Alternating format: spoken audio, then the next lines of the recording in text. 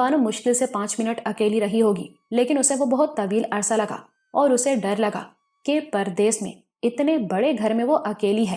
لیکن پھر درد نے ہر خوف کو مٹا ڈالا۔ کوشش کے باوجود وہ اس درد سے نظریں نہیں چرا سکی۔ ایسا لگتا تھا کہ وہ اپنے اندر، اپنے وجود میں دیکھ سکتی ہے۔ وہ درد نہیں، آگ کا ایک دہکتا ہوا گولا تھا، بہت بڑا گولا، اور وہ دل کی طرح دھڑک رہا تھا۔ ٹیس تو اس کے لیے بہت چھوٹا لفظ تھا، اور درد سے قطع نظر سب سے زیادہ ڈراؤنی بات یہ یقین تھا کہ وہ گولا در حقیقت ایک بہتا ہوا بڑا پٹاخہ ہے جو کسی بھی لمحے پھٹ سکتا ہے، اور وہ پھٹے گا تو اس کے پورے جسم کے اندر آگ لگ جائے گی جو بجھائی بھی نہیں جا سکے گی۔ وہ جھٹکنے کی کوشش کے باوجود ان خوفناک سوچوں کو ذہن سے نہیں جھٹک سکی۔ اسے محسوس ہوتا تھا کہ ہر لمحے اندر موجود وہ پٹاخہ، وہ آگ کا گولا بڑھتا پھیلتا جا رہا ہے اور غبارے ہی کی طرح پھٹ بھی جائے گا۔ اس پر لرزہ چڑھ گیا۔ وہ اپنے اندر جھانکتی رہی۔ باہر گاڑی رکنے کی آواز نے اسے چونکایا۔ پھر آبیہ آ گئی۔ چلیے بیگم صاحب، اس نے اسے سہارا دے کر کھڑا کیا۔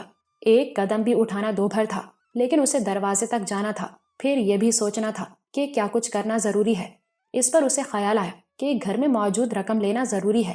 ارجمند اس سے پہلے ہی اسپتال لے جائی جا چکی ہے اور وہ بے ہوش بھی تھی۔ نہ جانے وہاں کیا ضرورت پڑے، اسے بھی اور ارجمند کو بھی۔ اس نے آبیہ کو الماری میں رکھی رقم کے بارے میں بتایا۔ آبیہ نے رقم نکالی۔ میرے بیگ میں رکھ دو، اس نے کہا۔ پھر اسے خیال آیا کہ پہلی بار ایسا ہوگا کہ گھر میں کوئی بھی نہیں ہوگا، یعنی تالا لگانا ہوگا، لیکن اسے پتا نہیں تھا کہ تالا چابی کہاں ہوگا، اور یہ آبیہ کو بھی معلوم نہیں تھا۔ آخر انہوں نے گھر کو ایسے ہی چھوڑنے کا فیصلہ کر لیا۔ تالا ڈھونڈنے کا وقت نہیں تھا ان کے پاس۔ جیسے تیسے بڑی مشکل سے وہ گاڑی تک پہنچی۔ آبیہ نے سہارا دے کر اسے گاڑی میں بٹھایا۔ وہ درد سے بے حال ہو رہی تھی۔ کتنی دیر لگے گی اسپتال پہنچنے میں؟ وہ بڑبڑائی۔ 5 منٹ بھی نہیں لگیں گے جی، ڈرائیور نے پلٹ کر دیکھے بغیر کہا اور گاڑی آگے بڑھا دی۔ جھٹکا لگا جو نور بانو کے لیے بڑا اذیت ناک تھا۔ اس کی چیخ نکل گئی۔ ذرا آہستہ چلاؤ، آبیہ نے ڈرائیور سے کہا۔ جی اچھا۔ نور بانو کے لیے سانس لینا بھی دشوار ہوا جا رہا تھا۔ وہ دونوں ہاتھوں سے پیٹ دبائے بیٹھی تھی۔ ہر طرف ہر چیز اسے سرخ رنگ میں نہائی ہوئی نظر آ رہی تھی۔ سڑک بھی پختہ اور ہموار تھی اور ڈرائیور گاڑی بھی کم رفتار سے چلا رہا تھا۔ پھر بھی نور بانو کو جھٹکوں کا احساس ہو رہا تھا۔ پیٹ کے اندر موجود سرخ غبارہ پھر پھیلتا جا رہا تھا۔ پھر اچانک دھماکہ سا ہوا اور وہ غبارہ، لیکن نہیں، وہ غبارہ نہیں، بہت بڑا پٹاخہ ہی تھا، اور وہ پھٹ گیا۔ ایسا لگا کہ اس کے وجود میں آگ دہک اٹھی ہے اور پھیلتی جا رہی ہے۔ وہ ایک طرف ڈھہ گئی۔ اس کی چیخیں مسلسل تھیں، لیکن اس کے ہوش و حواس بتدریج اس کا ساتھ چھوڑ رہے تھے، اور اسی حساب سے اس کی آواز کمزور ہوتی جا رہی تھی۔ اسپتال پہنچنے سے پہلے وہ بے ہوش ہو چکی تھی۔ آبیہ بری طرح گھبرا گئی تھی۔ وہ تو شکر ہے کہ فوراً ہی وہ اسپتال پہنچ گئے۔ وہاں اسے اپنی گاڑی اور گاڑی کے پاس کھڑا نوریز نظر آ گیا۔ وہ اسپتال کے گیٹ پر نظر جمائے ہر اندر آنے والی گاڑی کو غور سے دیکھ رہا تھا۔ آبیہ نے ڈرائیور کو گاڑی اسی طرف لینے کو کہا۔ گاڑی رکی تو وہ اتری۔ بیگم صاحب کی حالت بہت خراب ہے، اس نے نوریز سے کہا۔ نوریز جلدی سے اسٹریچر لانے کے لیے دوڑ گیا۔ اٹینڈنٹ نے نور بانو کو اسٹریچر پر منتقل کیا۔ آبیہ نے نور بانو کا بیگ سنبھالا اور اسے کھولنے لگی۔ کیا کر رہی ہو؟ بیگم صاحبہ کے ساتھ جاؤ نا، نوریز نے جھنجھلا کر کہا۔ گاڑی والے کو کرایہ دینا ہے، تم چلو، میں کرایہ دے کر آتا ہوں، نوریز نے کہا۔ آبیہ تیز قدموں سے اسٹریچر کے پیچھے چل دی۔ رشیدہ دل میں خدا کا شکر ادا کر رہی تھی کہ کوئی دشواری پیش نہیں آئی۔ اللہ نے ہر مرحلہ آسان کر دیا۔ ڈاکٹر نے کوئی بحث نہیں کی اور ارجمند کے معائنے میں مصروف ہو گئی۔ بلیڈنگ کب شروع ہوئی؟ اس نے پوچھا۔ 10 منٹ ہوئے ہوں گے، رشیدہ نے بتایا۔ ڈاکٹر نے غور سے ارجمند کے چہرے کو دیکھا۔ یہ ان کا پہلا بچہ ہے نا؟ جی، بہت ہیوی بلیڈنگ ہے، ڈاکٹر بڑبڑائی۔ اس نے ارجمند کو آکسیجن لگوائی اور اس کے بعد ڈرپ۔ یہ بہت کمزور ہو گئی ہیں، اس وقت تو بچہ اور یہ دونوں ہی خطرے میں ہیں۔ رشیدہ سر ہلا کر رہ گئی۔ ڈاکٹر ارجمند کو آبزرو کر رہی تھی۔ کوئی صدمہ پہنچا تھا انہیں؟ ان کی بہن کی طبیعت بہت خراب ہو گئی تھی اور یہ ان سے بہت محبت کرتی ہیں۔ تمہارا ان سے کیا تعلق ہے؟ ڈاکٹر نے رشیدہ کو غور سے دیکھا۔ جی، میں نوکر ہوں ان کی۔ کوئی ذمہ دار آدمی ہے ان کے ساتھ؟ جی نہیں، ان کے شوہر کراچی میں ہیں، ہم تو یہاں ان کی بہن کو دیکھنے آئے تھے۔ اس حال میں؟ ڈاکٹر نے بھویں اچکائیں۔ کہاں سے آئے تھے؟ مانسہرہ سے۔ یہ اس علاقے کی تو نہیں لگتی، ان کی اپنی کوٹھی ہے وہاں۔ تو یہاں بہن کے گھر میں بھی تو لوگ ہوں گے؟ وہ اکیلی رہتی ہیں۔ رشیدہ جھوٹ پر جھوٹ بولے جا رہی تھی۔ ان کی کمزوری کی وجہ سے مجھے لگتا ہے کہ آپریشن کے بغیر ڈیلیوری نہیں ہوگی، ڈاکٹر نے وضاحت کی۔ اور آپریشن میں بہرحال خطرہ ہوتا ہے. کسی رشتہ دار کو پیپر سائن کرنا پڑے گا. میں کر دوں گی. یہ ممکن نہیں. شوہر ہو، باپ یا بھائی. رشیدہ کو نوریز کا خیال آ گیا. جی ٹھیک ہے، ویسے آپریشن میں کتنا خطرہ ہوگا؟ جان کا خطرہ ہو تو پیپر سائن کرایا جاتا ہے. ویسے تو ہم زچہ اور بچہ دونوں کو بچانے کی کوشش کریں گے، لیکن خطرے کی صورت میں ہماری پہلی ترجیح ان کو بچانا ہوگا. آپریشن کب ہوگا؟ پہلے ہمیں بلیڈنگ کو کنٹرول کرنا ہے، پھر انہیں خون دینا ہوگا. میں ذرا ان کی بہن کو دیکھ لوں. رشیدہ ڈاکٹر سے اجازت لے کر باہر نکل آئی. ایمرجنسی میں اسے نوریز اور عابیہ نظر آئے. دونوں کے چہروں پر ہوائیاں اڑ رہی تھیں. عابیہ نے اسے دیکھا تو تیزی سے اس کی طرف لپکی. کیا ہوا؟ بیگم صاحب کہاں ہیں؟ رشیدہ نے اس سے پوچھا. ان کا آپریشن ہو رہا ہے اماں. ڈاکٹر بول رہا تھا کہ ان کی حالت اچھی نہیں ہے. رشیدہ کی نظر عابیہ کے ہاتھ میں موجود بیگ پر پڑی. یہ بیگم صاحبہ کا؟ عابیہ نے بیگ اس کی طرف بڑھا دیا. چلتے وقت انہوں نے الماری سے پیسے نکلوا کر اس میں رکھوائے تھے. رشیدہ نے بیگ کھول کر دیکھا تو سکون کی سانس لی. 100 کے نوٹوں کی اچھی خاصی موٹی گڈی تھی. اس کا اندازہ تھا کہ 30 سے کچھ زیادہ ہی نوٹ ہوں گے اس میں. ویسے پیسوں کی اتنی زیادہ اہمیت بھی نہیں تھی. اب تک تنخواہ جو وہ جمع کرتی رہی تھی وہ بھی کم نہیں تھی، اور خرچہ تو کوئی تھا نہیں. ابھی آتے ہو وہ اپنے ساتھ احتیاطاً وہ رقم بھی لے آئی تھی. وہ نوریز کی طرف بڑھی. اس کے چہرے سے لگ رہا تھا کہ وہ ہلا ہوا ہے. انہوں نے مجھ سے دستخط کرائے ہیں ایک کاغذ پر، اس نے کہا. اس کی آواز لرز رہی تھی. وہ کہہ رہے تھے کچھ بھی ہو سکتا ہے. تم نے کیا کہہ کر دستخط کیے؟ کہ یہاں تو میں ہی سب کچھ ہوں، کوئی اور نہیں ہے. نوریز نے جواب دیا. پھر پوچھا چھوٹی بی بی کا کیا حال ہے؟ اب بہتر ہے، لیکن آپریشن ہوگا ان کا بھی، اور تمہیں ان کے لیے بھی دستخط کرنے ہوں گے. پر ایسے نہیں چلے گا. کہنا کہ تم بھائی ہو چھوٹی بی بی کے. ٹھیک ہے جی، کہہ دوں گا، پر مجھے بہت ڈر لگ رہا ہے. مرد ہو کر ڈرتے ہو؟ اس کا مردانگی سے کیا تعلق؟ نوریز نے چڑھ کر کہا. یہاں مالکوں میں سے کسی کو ہونا چاہیے تھا. مجھے تو یہ بہت بڑی ذمہ داری لگ رہی ہے. یہ ٹھیک کہا تم نے، پر اب کیا کریں؟ کچھ ہو نہیں سکتا. میرے پاس کسی کا فون نمبر بھی نہیں ہے. نوریز بڑبڑایا. اس کے لہجے میں بے بسی تھی. اچھا تم یہیں رکو، عابیہ کو میں اپنے ساتھ لے جا رہی ہوں. رشیدہ بولی. کیوں؟ نوریز نے گھبرا کر کہا. اسے دکھا دوں گی بی بی صاحبہ کا وارڈ. یہ دونوں جگہ کی خبر رکھ سکے گی. رشیدہ نے غور سے اس کے چہرے کو دیکھا، پھر اسے دلاسا دیا. گھبراؤ مت، سب ٹھیک ہو جائے گا. تم اس کو وہاں چھوڑ دو چھوٹی بی بی کے پاس. نوریز نے عابیہ کی طرف اشارہ کرتے ہوئے کہا. تم یہاں آ جاؤ.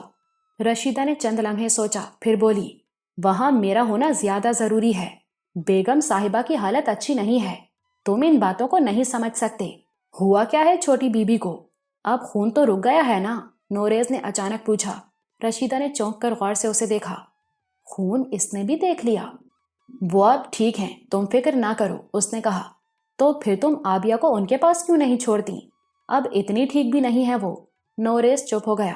رشیدہ عابیہ کو اپنے ساتھ لے کر چل دی. اب اسے ارجمند کے لیے پرائیویٹ روم کا بندوبست کرنا تھا. وہ سبھی کے لیے قیامت کی رات تھی. ارجمند کو پرائیویٹ روم میں منتقل کر دیا گیا تھا اور اب اسے خون دیا جا رہا تھا. رشیدہ کو پریشانی یہ تھی کہ اب تک ارجمند کو ہوش نہیں آیا تھا. بہرحال یہ بات تسلی بخش تھی کہ جریان خون رک گیا تھا. رشیدہ نے ڈاکٹر سے اس سلسلے میں بات کی. بلڈ پریشر بہت بڑھا ہوا ہے اور قابو میں نہیں آ رہا ہے، ڈاکٹر نے کہا. رشیدہ خاموش رہی. کہنے کو کچھ تھا ہی نہیں. جس صدمے سے شروعات ہوئی ہیں، ان کا دماغ ابھی تک اس صدمے کے زیر اثر ہے. تو آپریشن اتنے بڑھے ہوئے بلڈ پریشر میں تو ممکن نہیں. پہلا مسئلہ بلڈ پریشر ہے. تم بس دعا کرو بی بی. رشیدہ کا تو رواں رواں دعا کر رہا تھا، ارجمند کے لیے بھی اور نوربانو کے لیے بھی. عابیہ بہرحال بچی تھی، وہیں بیٹھے بیٹھے سو گئی. رشیدہ وقتاً فوقتاً جاتی اور گھبرائے ہوئے نوریز کو دلاسا دے آتی. رات بہت آہستہ آہستہ گزر رہی تھی. نوریز بہت پریشان اور متوحش تھا. یہاں کی پریشانی ہی کچھ کم نہیں تھی. اس پر ستم اسے یہ فکر کھائے جا رہی تھی کہ صاحب کو کیسے اطلاع دے. اگر یہاں خدا نخواستہ کچھ ہو گیا تو وہ صاحب کو کیا منہ دکھائے گا؟ اس کی سمجھ میں نہیں آ رہا تھا کہ اتنا اچانک یہ سب کچھ کیسے ہو گیا اور کیا ہو گیا. یہ تو اسے معلوم تھا کہ بیگم صاحبہ ماں بننے والی ہیں، مگر اب ان کی طبیعت اتنی خراب ہو گئی کہ ڈاکٹر کا کہنا ہے کچھ بھی ہو سکتا ہے، اور ڈاکٹر نے اس سے ذمہ داری کے کاغذ پر دستخط کرا لیے تھے. تو اب خدا نخواستہ ان کو کچھ ہو گیا تو یہ اس کی ذمہ داری ہوگی. اتنی بڑی ذمہ داری. وہ دل ہی دل میں بڑی شدت سے بیگم صاحبہ کی زندگی کے لیے دعا کر رہا تھا، لیکن وہ یکسو نہیں تھا. دھیان دوسری طرف بھی چلا جاتا تھا. دوسری طرف اس نے یاد کیا اور دہل کر رہ گیا۔ دوسری طرف چھوٹی بیوی تھی، انہیں اچانک کیا ہو گیا؟ اتنا خون بہہ گیا ان کا کہ موٹی چادر میں لپٹے ہونے کے باوجود گاڑی کی سیٹ خراب ہو گئی۔ ہوا کیا انہیں؟ اور رشیدہ بیگم صاحبہ کی اتنی خراب حالت ہونے کے باوجود چھوٹی بیوی کو اہمیت دے رہی ہیں، جبکہ وہ جانتا ہے کہ وہ وفادار بیگم صاحبہ کی ہے، کیونکہ بیگم صاحبہ نے ہی اسے پسند کر کے ملازمت دی۔ تو اس کا مطلب تو یہی ہے کہ ان کی حالت بیگم صاحبہ سے بھی زیادہ خراب ہے۔ اتنا پریشان وہ کبھی نہیں ہوا تھا۔ بیگم صاحبہ سے اس کا تعلق وفاداری کا تھا اور حوالہ صاحب کا بھی تھا۔ وفاداری اس کے لیے بہت اہم تھی۔ بیگم صاحبہ نے ہمیشہ اسے محض نوکر ہی سمجھا تھا، اور وہ نوکر تھا بھی۔ وفاداری کے تحت اس کا ان کے لیے پریشان ہونا فطری تھا، لیکن چھوٹی بیوی سے تو اسے دلی انسیت تھی۔ وہ بڑی نرم دل تھیں، اس سے بہت اچھی طرح بات کرتی تھیں، اس کا خیال رکھتی تھیں۔ ان کے لیے تو وہ جان بھی دے سکتا تھا۔ وہ سوچنے کی کوشش کر رہا تھا، مگر اسے کچھ سجھائی نہیں دے رہا تھا۔ وہ دعا کرنا چاہتا تھا، لیکن دل پر ایسی گھبراہٹ تھی کہ اس سے دعا بھی نہیں کی جا رہی تھی۔ یہاں کی صورتحال کی پریشانی اپنی جگہ، مگر اس سے زیادہ اسے یہ فکر تھی کہ صاحب کو کس طرح اطلاع دے۔ سچ تو یہ ہے کہ نہ یہ پریشانی اس کی تھی اور نہ وہ اسے اٹھانے کی اہلیت رکھتا تھا، لیکن اسے ٹالنا بھی اس کے بس میں نہیں تھا۔ ایک لمحے کو، بس ایک لمحے کو اس نے سوچا کہ کاش وہ یہاں نہ ہوتا، کم از کم اس صورتحال میں تو ہرگز بھی نہ ہوتا۔ لیکن اگلے ہی لمحے وہ اپنی اس سوچ پر شرمندہ ہو گیا۔ اس نے سوچا وہ نہیں ہوتا تو اس کی جگہ کوئی اور ہوتا، اور وہ جو بھی ہوتا ہوش و حواس میں رہ کر خوش دلی اور محبت سے اپنا فرض ادا کرنے کی کوشش کرتا۔ اتنے پیارے، اتنی محبت والے، اتنی عزت کرنے والے لوگ تو نصیب سے ملتے ہیں۔ یہ وہ لوگ تھے جو نوکر کا نوکر نہیں سمجھتے تھے، گھر کے فرد کا درجہ دیتے تھے۔ یہ آزمائش تو بہت چھوٹی چیز ہے، ایسے لوگوں کے لیے تو جان بھی دی جا سکتی ہے۔ اس خیال نے اسے کچھ مضبوطی دے دی۔ وہ پرسکون تو نہیں ہوا، لیکن اس کی گھبراہٹ کچھ کم ہو گئی۔ وہ بند دروازے کو دیکھتا رہا، جس کے پیچھے بیگم صاحبہ کا آپریشن ہو رہا تھا۔ رات بہت سست روی سے صبح کی طرف بڑھ رہی تھی۔ آبیہ کرسی پر بیٹھی بدستور سو رہی تھی۔ رشیدہ ایک کرسی پر بیٹھی ارجمند کے چہرے کو تک رہی تھی، جو بے ہوش تھی۔ اس وقت رشیدہ کی بڑی عجیب کیفیت تھی۔ وہ ارجمند کے لیے سراپائے دعا تھی، اور وہ اپنے بارے میں سوچ رہی تھی۔ پچھلے تھوڑے سے دنوں میں وہ کتنا بدل گئی تھی، اور اسے بدلنے والی ارجمند تھی۔ وہ ارجمند جو اس سے بہت سختی سے بات کرتی تھی، جو سچ بولنے کی قائل تھی، جو سچ سے اور بڑے سے بڑا راز فاش ہونے سے بالکل نہیں ڈرتی تھی، لیکن اندر سے وہ بہت نرم تھی۔ وہ اللہ سے ڈرتی تھی، احسان کیے بغیر بڑی عاجزی سے اتنا بڑا ایثار کر رہی تھی جس کے بارے میں کوئی سوچ بھی نہ سکے۔ وہ بے غرض دینے والی تھی، اور اس ارجمند نے اسے کیسا بدل ڈالا تھا۔ رشیدہ خود سے ناواقف نہیں تھی۔ وہ جانتی تھی کہ وہ نہایت خود غرض اور مطلبی ہے۔ اس کے نزدیک یہ کوئی بری بات تھی بھی نہیں۔ اس نے دنیا کو ایسے ہی دیکھا تھا، کوئی بھی بغیر کسی غرض کے کسی کی ضرورت پوری نہیں کرتا، بلکہ بدلے میں اس سے زیادہ ہی لیتا ہے۔ اس کی ضرورت اور مجبوری کی وجہ سے ایک پیسے والے نے اس کی زمین ہتھیا لی تھی۔ وہ اسے واپس لینی تھی، اور اس کے لیے وہ کچھ بھی کر سکتی تھی، لیکن وہ مایوس تھی۔ اس بات کی کوئی امید نہیں تھی کہ وہ کبھی اپنا قرض اتارنے اور زمین چھڑانے کے لیے مطلوبہ رقم جمع کر سکے گی۔ ہزارے میں کام ہی کہاں تھا۔ ایک موہوم سے امید پر وہ ایبٹ آباد چلی آئی۔ یہاں سیزن کے 4 مہینوں میں اچھا کام مل جاتا تھا، مگر باقی کے خشک مہینوں میں جمع پونجی خرچ ہو جاتی تھی، اور اگلے سیزن میں وہ پھر خالی ہاتھ ہوتی تھی۔ خوش قسمتی سے وہ نور بانو کو پسند آ گئی۔ یہ یقینی ہو گیا کہ صرف اس کام میں اسے اتنا مل جائے گا کہ زمین چھڑانے کے بعد بھی اس کے پاس اچھی خاصی رقم بچ رہے گی۔ زمین اس کی تھی بھی بہت اچھی، کام کیا، وہ تو غرض کا سودا تھا، اور رشیدہ پہلے ہی دیکھ چکی تھی کہ مول تو غرض کا ہی ملتا ہے۔ سودے بازی کے بغیر، دوسرے کی مجبوری سے فائدہ اٹھائے بغیر دنیا میں کبھی کچھ نہیں ملتا۔ وہ تیز و ترار بھی تھی اور چالاک بھی۔ نوربانو اور ارجمند کے معاملے کو اس نے ابتدا ہی میں بھانپ لیا۔ یہاں جو سودا ہو رہا تھا وہ تو اس نے کبھی دیکھا ہی نہیں تھا۔ اس کے اپنے اتنے بچے تھے، ایک اور بھی ہونے والا ہوتا تو بھی ضرورت مند ہونے کے باوجود وہ کسی قیمت پر اسے کسی اور کو نہ دیتی۔ اس کے نزدیک تو وہ انہونی ہونی تھی، لیکن اس سے یہ ثابت ہوتا تھا کہ دنیا میں سب کچھ بکتا ہے، ہر چیز کا سودا ہوتا ہے۔ پہلے تاثر میں ارجمند اسے خود سے بھی پست لگی۔ کوئی بھلا اپنے پہلے بچے کو بھی بیچتا ہے، اور وہ بھی ماں؟ اس نے یہ بھی سوچا کہ جو کچھ اسے مل رہا ہے ارجمند کو یقیناً اس سے بہت زیادہ مل رہا ہوگا، اور شاید اس کی وجہ ارجمند کی کم عمری بھی تھی۔ وہ پہلے بچے کی اہمیت سمجھتی ہی نہیں ہوگی۔ ماں بننے کے مرحلے سے پہلے کبھی گزری جو نہیں تھی۔ پھر اس کے سامنے نوربانو تھی، جو اپنا مقصد ہر حال میں حاصل کرنا جانتی تھی۔ رشیدہ نے ایسی شاطر عورت زندگی میں کبھی نہیں دیکھی تھی۔ جو کھیل وہ کھیل رہی تھی، چالاک رشیدہ بھی اسے کھیلنے کا تصور نہیں کر سکتی تھی۔ اتنی رکاوٹوں کے باوجود اس نے جس طرح بازی جمائی تھی وہ بے مثال تھی۔ اس کی تفصیل تو رشیدہ کو ساتھ رہ کر بعد میں معلوم ہوئی اور وہ دانتوں میں انگلی دبا کر رہ گئی۔ وہ اکیلے شوہر کا معاملہ نہیں تھا، حالانکہ اس صورت میں بھی یہ آسان نہیں تھا۔ شوہروں سے یہ باتیں کہاں چھپ سکتی ہیں، لیکن یہاں تو بھرا پورا گھر تھا جسے نوربانو بیوقوف بنا رہی تھی۔ سو رشیدہ نوربانو سے بری طرح مرعوب ہو گئی، لیکن ارجمند اس کی نظروں میں کوئی وقت نہیں رکھتی تھی۔ اس کے نزدیک وہ بھی اس کی طرح نوربانو کی ایک طرح سے ملازمت کر رہی تھی، بلکہ رشیدہ نے ایک طرح سے اسے خود سے بھی کمتر سمجھا، کیونکہ وہ اس کے راز کی امین تھی۔ وہ اس کا بھانڈا پھوڑ سکتی تھی، اس لیے اس کے خیال میں ارجمند کو اس سے دب کر رہنا تھا۔ اسی تاثر کے تحت ایک دن اس نے ارجمند سے تحکمانہ لہجے میں بات کر لی۔ اس وقت نوربانو اسپتال میں تھی، لیکن ارجمند نے جس درستی سے اسے جھڑکا، اس نے رشیدہ کو اس کی اوقات یاد دلا دی۔ ارجمند نے اسے جتا دیا کہ وہ جھوٹ نہیں بولتی اور اللہ کے سوا کسی سے نہیں ڈرتی، اور اسے اس کے کسی مشورے کی ضرورت بھی نہیں ہے۔ اس واقعے نے رشیدہ کو احساس دلا دیا کہ ارجمند نہ بیوقوف اور سادہ لو ہے، نہ کمزور اور نہ ہی لالچی۔ وہ جانتی تھی کہ اس راز کے زیر پردہ نوربانو سے تو کچھ بھی منوا سکتی ہے، لیکن ارجمند دینے والی نہیں، یعنی نوربانو کمزور ہے اور ارجمند مضبوط۔ لیکن ارجمند کی مضبوطی کی وجہ اس کی سمجھ میں نہیں آئی۔ پھر ایک دن اتفاق سے اس نے کچھ فون پر کی جانے والی اور کچھ دونوں سوکنوں کے درمیان ہونے والی گفتگو سنی تو سب کچھ اس کی سمجھ میں آ گیا۔ اس نے سمجھ لیا کہ چاہے نوربانو ارجمند کی سوکن ہو، لیکن ارجمند نوربانو کی سوکن ہرگز نہیں۔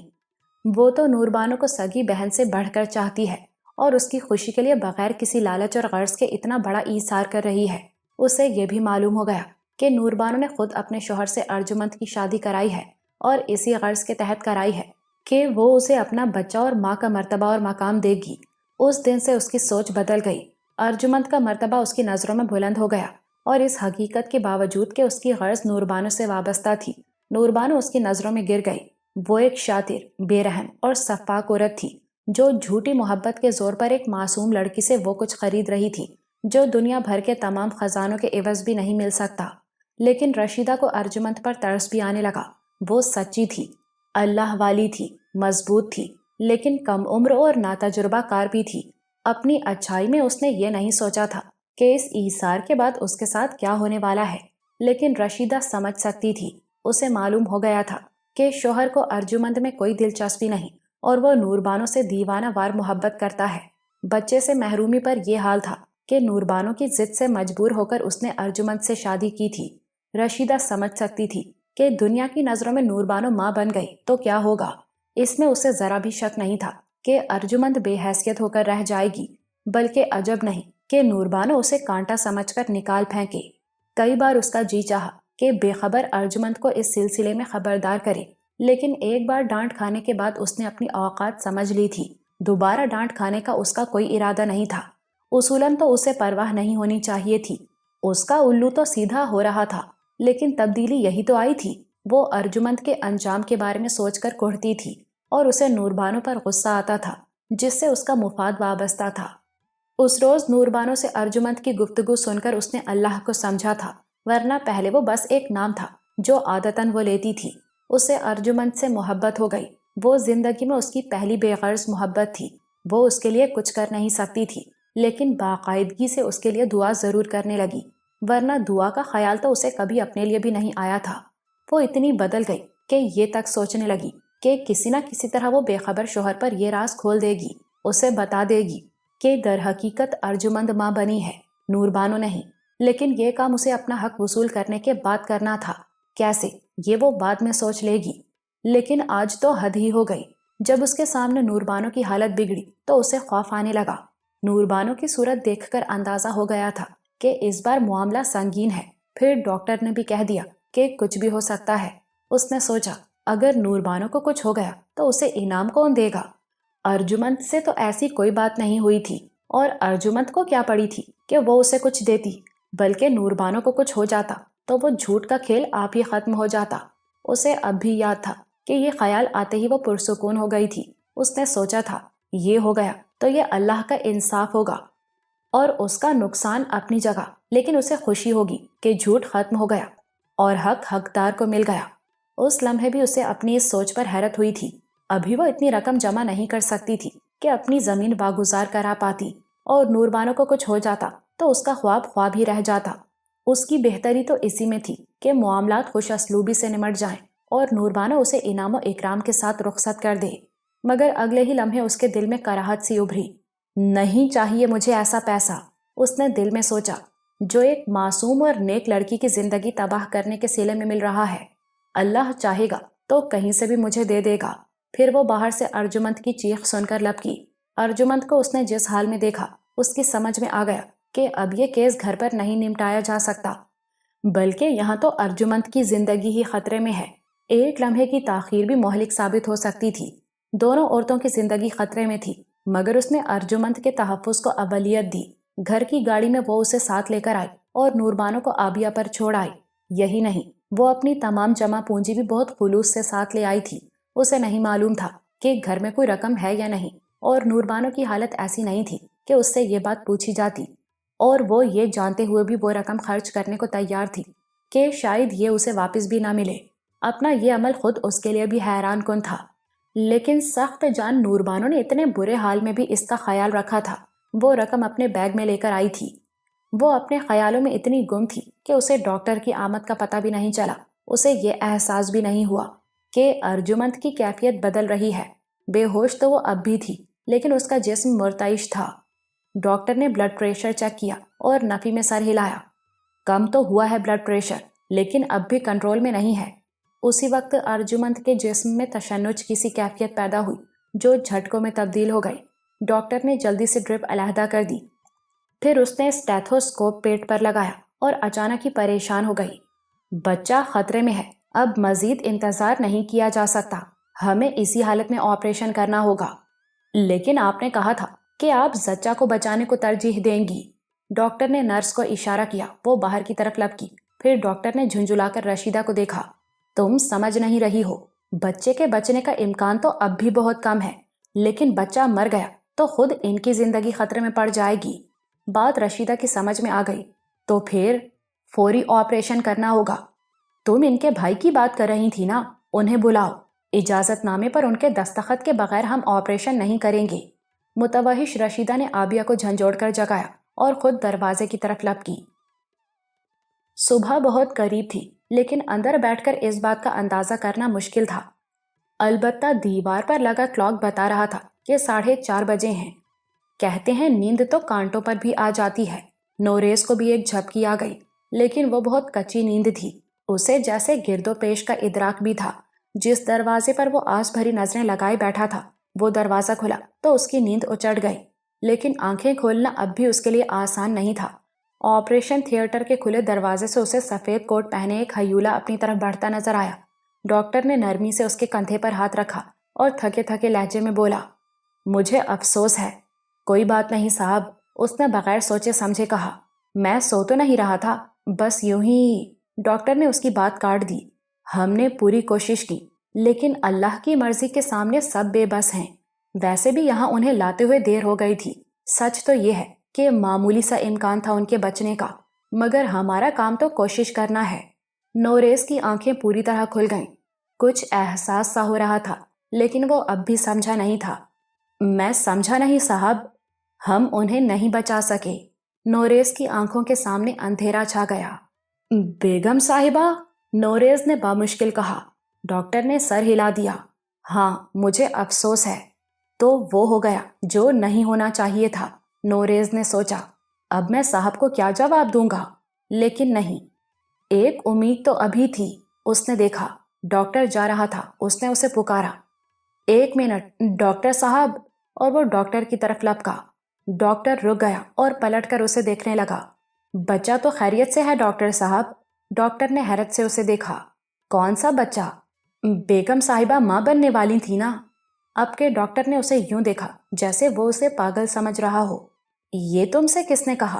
ماں بننے کا تو سوال ہی نہیں تھا، بہت پیچیدہ کیس تھا ان کا، السر پھٹ گیا تھا اور ساتھ ہی آنتوں کا بھی سنگین مسئلہ تھا۔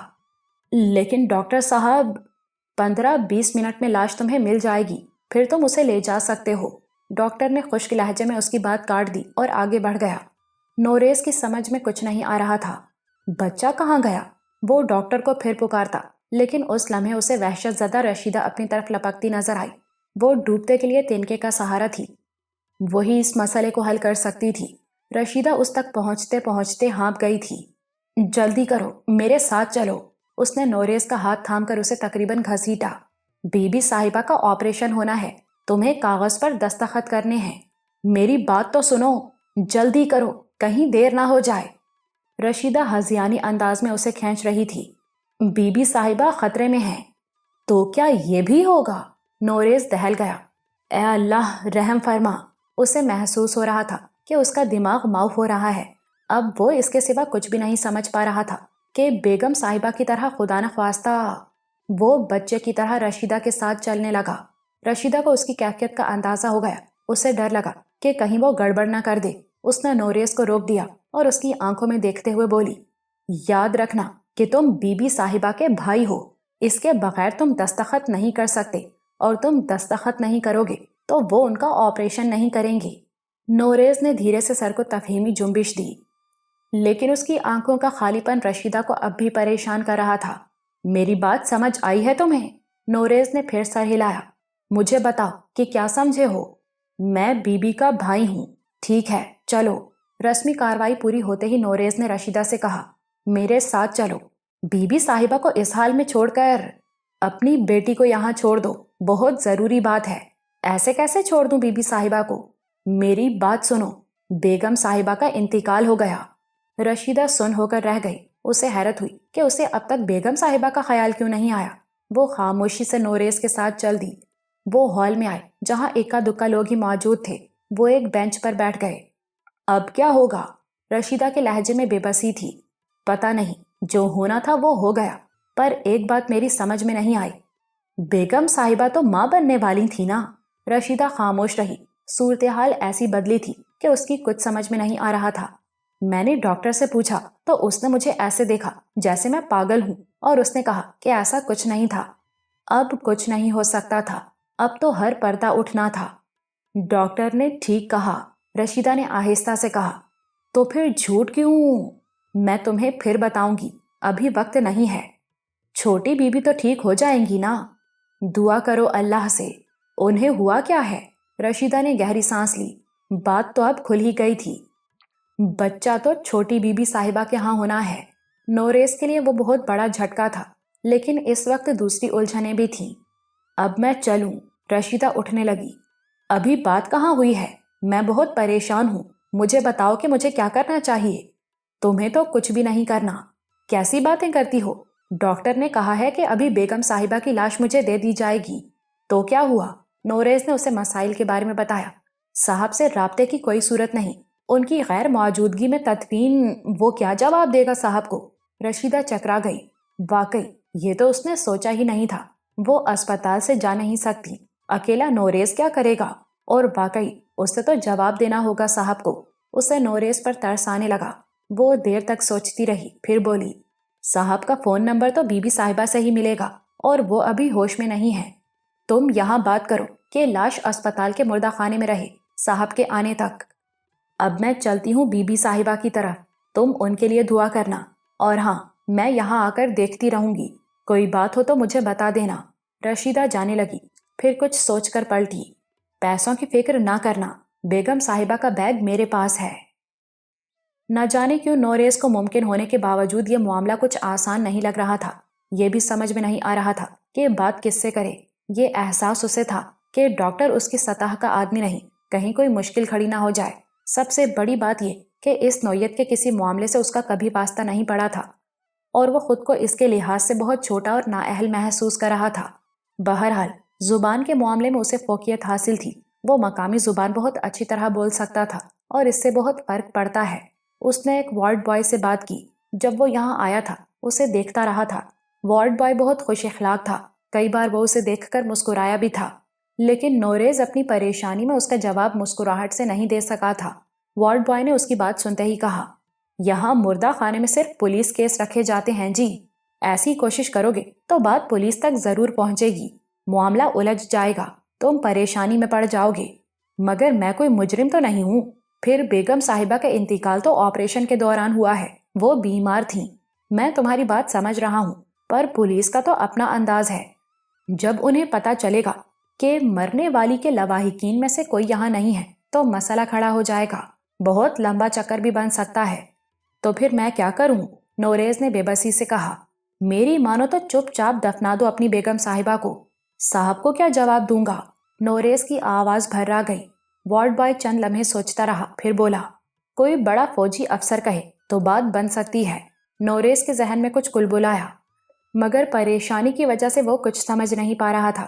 لیکن بالآخر اسے یاد آ گیا، ان کے بنگلے کی قطار میں تیسرے بنگلے میں بریگیڈیئر ظہیر رہتے تھے، اس کے ڈرائیور سے اس کی بڑی دوستی تھی۔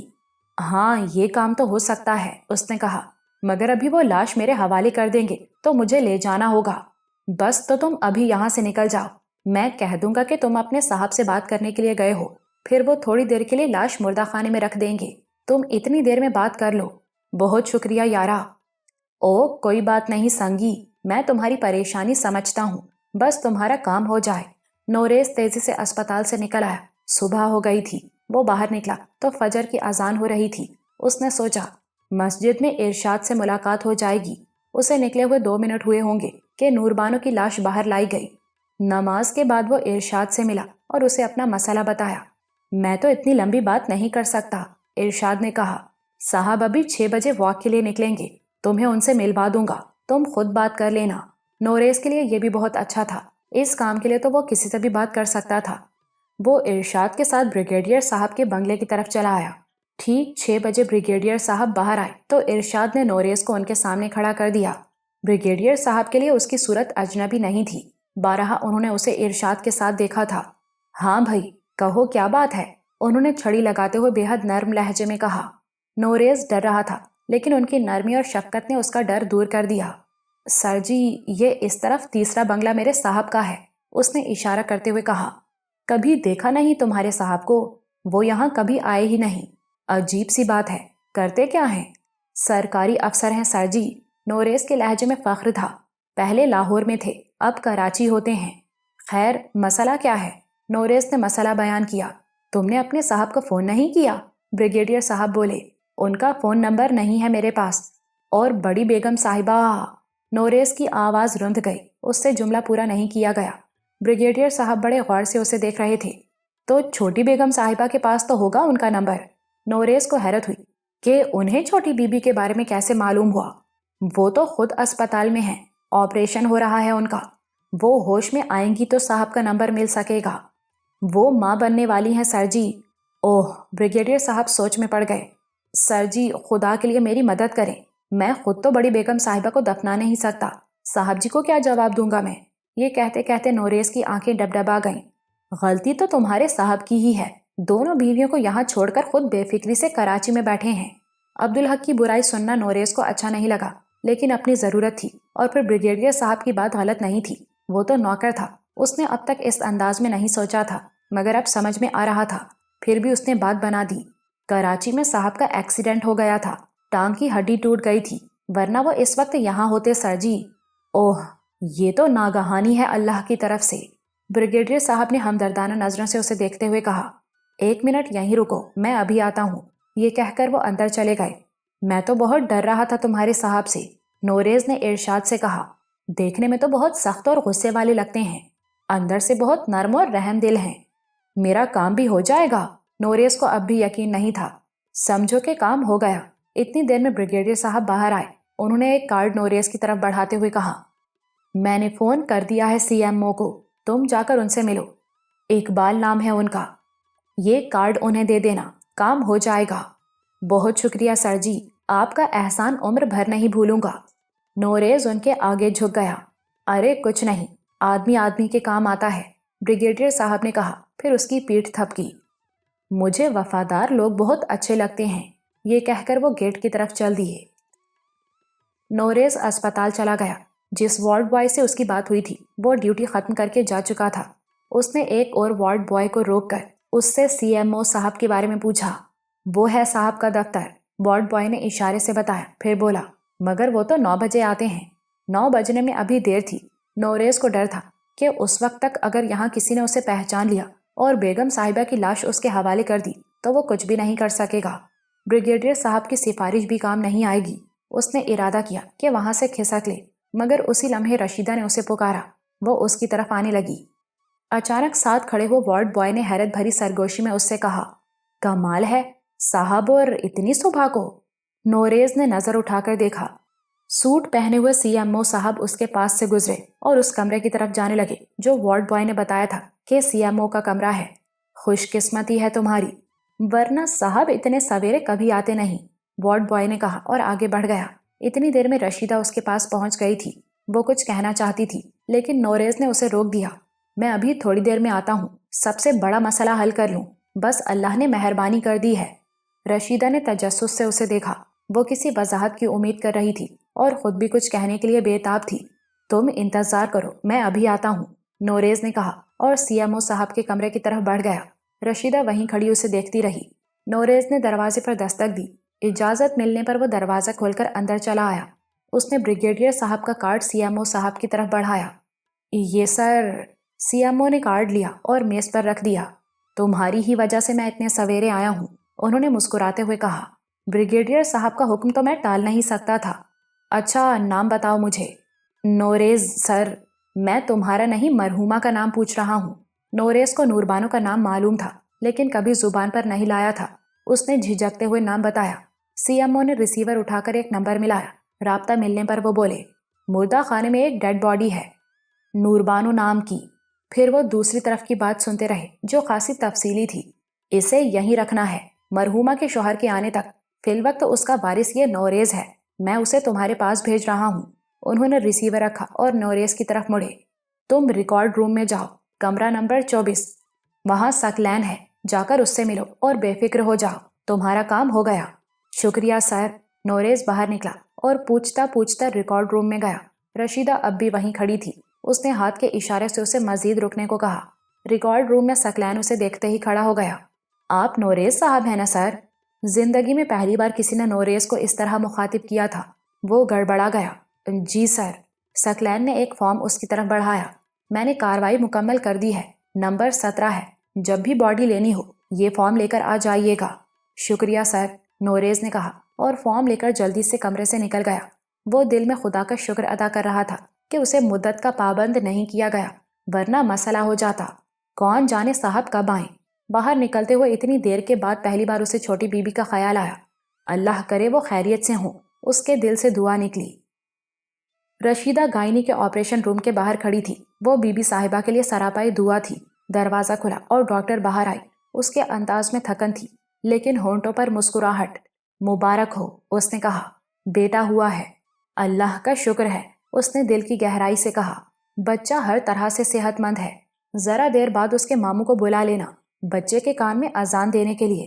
اور بی بی صاحبہ کیسی ہیں؟ رشیدہ نے پوچھا۔ وہ ابھی خطرے سے باہر نہیں ہیں، لیکن آپ نے کہا تھا کہ آپ پہلے زچہ کی فکر کریں گی۔ رشیدہ کے لہجے میں ہلکی سی شکایت تھی۔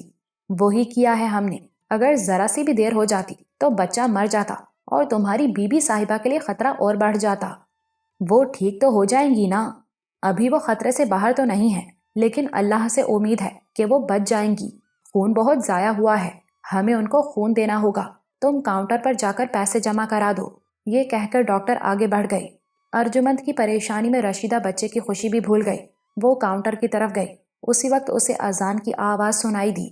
خوش نصیب بچہ ہے، اس نے دل میں سوچا۔ اس نے ادھر ادھر دیکھا، نوریز اسے کہیں نظر نہیں آیا۔ وہ سمجھ گئی کہ وہ اس وقت دوسری فکر میں لگا ہوگا۔ کاؤنٹر پر اس نے بی بی صاحبہ کا نام بتایا۔ کلرک نے کہا کہ 3000 روپے جمع کرانے ہیں۔ اس نے بیگم صاحبہ کا بیگ کھول کر نوٹ نکالے اور گنے۔ وہ 2200 روپے تھے۔ ایک لمحاتی فکر مندی کے بعد اسے اپنے پیسے یاد آئے۔ اس نے دوپٹے کا پلو کھول کر نوٹ نکالے اور 3000 کی رقم پوری کر کے کلرک کی طرف بڑھا دی۔ کلرک نے رسید اسے دی۔ وہ اس نے بیگم صاحبہ کے بیگ میں ڈال دی۔ اس پر وہ پریشان تھی۔ اس کے پاس صرف 220 روپے تھے۔ اس نے نوریز سے کہا تھا کہ پیسوں کی طرف سے فکر نہ کرے، اب اگر وہاں ضرورت پڑی تو کیا ہوگا۔ اس نے جا کر آبیہ کو جھنجھوڑ ڈالا۔ کب تک سوتی رہے گی؟ صبح ہو گئی ہے، اٹھ جا۔ آبیہ اٹھ گئی اور منہ دھونے کے لیے کمرے کے ساتھ والے غسل خانے میں چلی گئی۔ اسی وقت ارجمند کو کمرے میں لایا گیا اور اسٹریچر سے بیڈ پر منتقل کیا گیا۔ اس کے چہرے کی پیلاہٹ اور سانسوں کی ناہمواری دیکھ کر وہ اور پریشان ہو گئی۔ اللہ بی بی صاحبہ کو زندگی دے، وہ دل میں گڑ گڑائی۔ ڈاکٹر کی نگرانی میں ارجمند کو آکسیجن اور خون کی بوتل لگائی گئی۔ ڈاکٹر نے جاتے ہوئے رشیدہ کے پریشان چہرے کو دیکھا تو اس کے پاس رک گئی۔ گھبراؤ مت، اللہ سے دعا کرو، ٹھیک ہو جائیں گی یہ۔ پھر وہ باہر چلی گئی۔ ذرا دیر بعد نرس بچے کو لے کر آئی۔ یہ لو تمہاری مالکن کا بیٹا۔ رشیدہ نے بے ساختہ ہاتھ پھیلائے۔ ایسے نہیں، پہلے انعام تو دو ہم سب کو۔ اس نے دوسری نرس اور صفائی کرنے والی عورت کی طرف اشارہ کیا۔ رشیدہ نے بے تامل دوپٹے کا پلو کھولا اور 100 روپے کا نوٹ اس کی طرف بڑھایا۔ یہ لو تمہارا انعام۔ یہ سب؟ نرس کو یقین نہیں آ رہا تھا۔ ہاں رکھ لو۔ نرس نے تولیے میں لپٹا ہوا دھلا دھلایا بچہ اس کی طرف بڑھایا۔ رشیدہ نے اس کا چہرہ دیکھا۔ زچگی کراتے ہو اس کی عمر گزری تھی، مگر اتنا خوبصورت بچہ اس نے پہلے نہیں دیکھا تھا۔ گلابی رنگت، ترشا ہوا ناک نقشہ، بڑی بڑی آنکھیں اور کشادہ اور روشن پیشانی۔ وہ تو ہو بہو بی بی صاحبہ جیسا تھا۔ اچھا ہوا بیگم صاحبہ چلی گئیں۔ جس جھوٹ کے لیے انہوں نے اتنا بڑا جال بچھایا تھا وہ تو اس بچے کی پہلی جھلک دیکھ کر ہی کھل جاتا، لیکن نہیں، وہ اس کے لیے بھی کوئی ترکیب کر لیتی۔ وہ اس میں بھی اپنی بڑائی اور بھلائی کا کوئی پہلو نکال لیتی۔ مرنے والوں کے بارے میں ایسے نہیں سوچتے۔ اس کے اندر سے کسی نے اسے ٹوکا۔ وہ جھرجھری لے کر رہ گئی۔ اس نے بچے کی پیشانی چومی اور بڑی نرمی سے اسے بیڈ کے برابر رکھے پنگھوڑے میں لٹا دیا۔ بچے کے لیے شہد اور گھٹی کی ذمہ داری بھی اسے پوری کرنی ہوگی، اس نے سوچا، مگر پہلے تو اذان کی فکر ہے۔ پھر وہ لابی میں گئی، مگر نوریز اب بھی وہاں نہیں تھا۔ اس نے ایک لمحے کو سوچا کہ کسی سے بھی کہہ دے بچے کے کان میں اذان دینے کے لیے، مگر فوراً ہی اس نے اس خیال کو جھٹک دیا۔ اس بچے کے کان میں کسی ایرے غیرے سے تو اذان نہیں دلوائی جا سکتی۔ وہ وہیں بیٹھ گئی اور ان واقعات کے بارے میں سوچنے لگی۔ کیسی عجیب بات ہے، کتنے پیسے والے لوگ ہیں، یہ بھرا پورا خاندان ہے، مگر یہ یہاں پردیس میں ہیں اور اس حال میں کہ کوئی پوچھنے والا بھی نہیں۔ بیگم صاحبہ اللہ کو پیاری ہو گئیں اور کوئی انہیں رونے والا بھی نہیں۔ اور یہ کیسی موت ہے کہ جس آرزو کے لیے انہوں نے اتنے بڑے جھوٹ گھڑے وہ آرزو بھی پوری نہیں ہوئی، وہ تھرا کر رہ گئی۔ یہ ہے جھوٹ کا انجام، اور یہ تو دنیا ہے، اللہ کے ہاں کی اللہ جانے۔ مگر اس میں چھوٹی بی بی صاحبہ کا کیا دوش تھا کہ وہ یہاں اس حال میں بے یار و مددگار پڑی ہیں؟ ایسے میں تو ان کے شوہر کو، ان کی محبت کرنے والی ساس کو اور تمام لوگوں کو یہاں ہونا چاہیے تھا۔ ان کے ذمہ داری کے کاغذ پر ان کے شوہر کو دستخط کرنے چاہیے تھے، مگر وہ دستخط ان کے نوکر نے ان کا بھائی بن کر کیے۔ کیسا اندھیر ہے، جرم کس کا اور سزا کس کو؟ اس کا دل کٹنے لگا۔ اور یہ ننھا بچہ، کتنے لوگ اس کے لیے دعائیں کرتے ہوں گے، اس کا انتظار کرتے ہوں گے، اور یہ آیا ہے تو اس کے کان میں اذان دینے والا کوئی نہیں۔ اس کے باپ کو کیسا ارمان ہوگا اس کے کان میں اذان دینے کا۔ اس کی دادی نے سوچا ہوگا کہ وہ اسے گھٹی دے گی، اسے شہد چٹائے گی، لیکن وہ سب بے خبر ہیں کہ یہ دنیا میں آ چکا ہے، اس کے سارے کام نوکروں کو کرنے ہیں۔ جو اللہ کی مرضی۔ اس نے سر اٹھا کر چھت کو دیکھا اور بڑی اداسی سے بڑبڑائی۔ پھر اسے خیال آیا، وہ تو سراسر نقصان میں تھی، اس کا تو یہ سارا وقت ہی بیکار ہوا۔ بیگم صاحبہ مر گئیں تو سب کچھ ختم۔ جس کا راز تھا وہ نہیں رہا، اور راز بھی راز نہیں رہا تو رازداری کا انعام کیسا؟ اور چھوٹی بی بی صاحبہ نے تو بہت پہلے اسے بتا دیا تھا کہ اس کا جو معاملہ بھی بیگم صاحبہ کے ساتھ ہے اس سے ان کا کوئی تعلق نہیں۔ وہ جھوٹ بولنا پسند نہیں کرتی اور سچ بولنے سے ڈرتی بھی نہیں۔ پھر اب تو انہیں ہاتھوں ہاتھ لیا جائے گا۔ ہاں بچے کی، اور پہلے بچے کی خوشی بہت بڑی ہوتی ہے، اس کا تو انعام ہوتا ہے، لیکن موت کے گھر میں خوشی کتنی ہی بڑی ہو، انعام کا خیال تو کسی کو نہیں آتا، کوئی امکان نہیں۔ پھر اسے خیال آیا کہ وہ تو اپنی جمع پونجی بھی لوٹا چکی ہے، وہ تو دونوں ہاتھ خالی لے کر ہی اس گھر سے نکلے گی۔ اس کی خدمت کو تو کوئی سراہے گا بھی نہیں، اور اگر وہ کہے گی بھی کہ اس نے اپنے پیسے بھی خرچ کر دیے ہیں تو کون یقین کرے گا اس پر؟ بے شک پیسے تو شاید وہ اسے دے دیں، لیکن یہی سمجھیں گے کہ پیسے گھسیٹنے کے لیے اس نے جھوٹ بولا ہے۔ نہیں، اس نے فیصلہ کیا، میں یہ بات کسی سے کہوں گی ہی نہیں۔ اس پر اسے خود بھی حیرت ہوئی۔ پیسے کے معاملے میں وہ عزت اور ذلت کی پرواہ کبھی نہیں کرتی تھی۔ پیسہ تو اس کی ضرورت تھی، اس کے لیے وہ خود کو اور اپنے بچوں کو بیچنے کے سوا کچھ بھی کر سکتی تھی۔ اور یہ تو اس کا اپنا پیسہ تھا، جائز اور حق حلال کا، پھر یہ بے پرواہی، یہ تبدیلی کیسی؟ ایک لمحے کو اس کا وجود نقصان کے احساس سے بھر گیا۔ اتنا وقت بیکار ہوا، ہاتھ کچھ بھی نہیں آیا، اپنی زمین چھڑوانے کا خواب بھی دھرا رہ گیا، لیکن بس وہ ایک لمحے کی بات تھی۔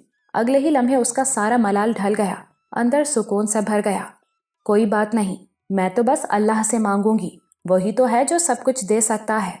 وہ بے فکر بے غم ہو گئی، مگر اسے حیرت ہوئی، اتنے تھوڑے سے عرصے میں وہ اتنا بدل گئی ہے، کیسے؟ جواب سامنے ہی تھا۔ وہ بی بی صاحبہ سے بہت متاثر ہوئی ہے، ان کی باتوں سے اس نے بہت کچھ سیکھا ہے۔ ایک وارڈ بوائے کی آواز نے اسے چونکا دیا۔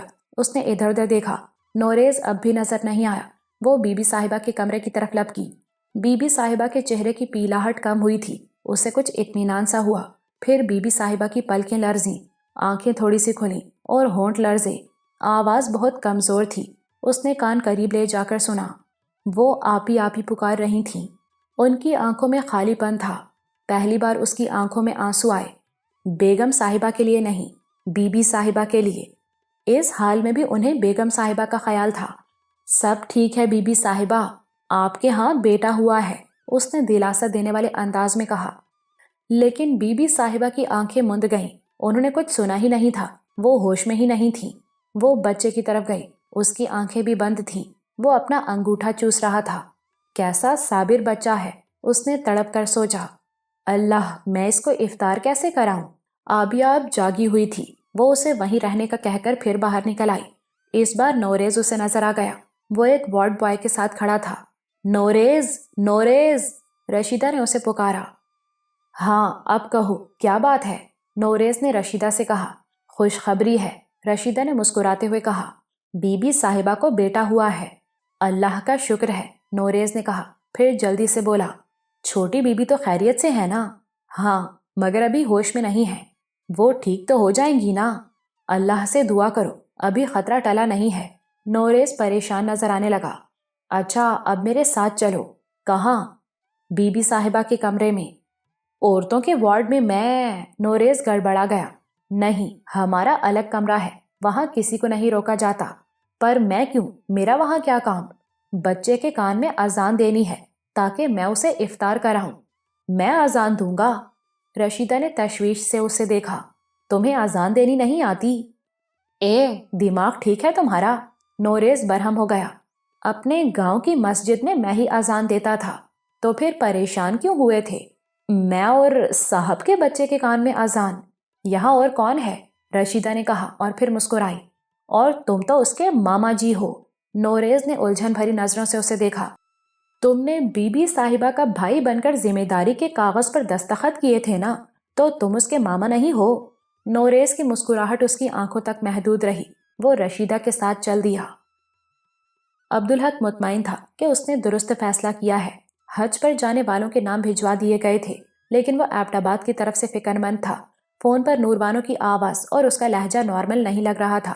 ایسا لگتا تھا کہ وہ اذیت میں ہے اور اسے چھپانے کی کوشش کر رہی ہے، اور اس نے ارجمند سے بھی اس کی بات نہیں کرائی تھی۔ اس نے کہا تھا کہ ارجمند کی طبیعت ٹھیک نہیں ہے اور وہ سو رہی ہے۔ عبدالحق کے لیے وہ فون کال خلش بن گئی۔ وہ جتنا غور کرتا اس کی پریشانی بڑھ جاتی۔ اسے یقین نہیں تھا کہ اس وقت ارجمند سو رہی ہوگی۔ وہ ایسا وقت نہیں تھا، لیکن اس میں پریشانی کی کوئی بات نہیں تھی۔ وہ نور بانو کی فطرت سمجھتا تھا۔ اس کی کوشش یہی ہوتی تھی کہ ارجمند سے اس کی بات نہ ہو، اور بات ہوتی بھی تو بہت مختصر۔ اس ایک دن کے سوا جب نور بانو چیک اپ کے لیے اسپتال گئی ہوئی تھی، اس دن اس کی ارجمند سے تفصیلی بات ہوئی تھی، لہٰذا پریشانی اسے ارجمند کی طرف سے نہیں، نور بانو کی طرف سے تھی۔ بلکہ ایک خیال اسے یہ بھی آیا کہ نور بانو کی طبیعت بہت زیادہ خراب رہی ہوگی۔ آواز، لہجہ اس کی گواہی دے رہا تھا، اور ارجمند سے اس نے اس لیے بات نہیں کرائی ہوگی کہ کہیں وہ اس کی طبیعت کی خرابی کے بارے میں نہ بتا دے۔ اسے ڈر ہوگا کہ یہ سن کر وہ اس کی منت بھول کر ایبٹ آباد دوڑا آئے گا۔ اس خیال نے اسے اور پریشان کر دیا۔ اس کا تو مطلب ہے کہ طبیعت زیادہ ہی خراب ہوگی۔ یہ منت والی حماقت! وہ جھنجھلا گیا۔ کیا تک تھی بھلا اس کی؟ خواہ مخواہ اس کے پیروں میں زنجیر ڈال دی۔ اب وہ یہاں بیٹھ کر پریشان ہونے کے سوا کچھ بھی نہیں کر سکتا۔ دفتر سے وہ دیر سے آیا، کام زیادہ تھا۔ گھر آ کر اس کی بے چینی اور بڑھ گئی۔ اس نے ایبٹ آباد کا نمبر ملایا۔ دوسری طرف گھنٹی بج رہی تھی۔ لیکن فون ریسیو نہیں کیا گیا۔ وہ بار بار کوشش کرتا رہا لیکن فون ریسیو نہیں ہو سکا۔ اس کی پریشانی اور بڑھ گئی۔ ایسے میں اس کے لیے سکون کی ایک ہی صورت تھی۔ عشاء کی نماز وہ پڑھ چکا تھا۔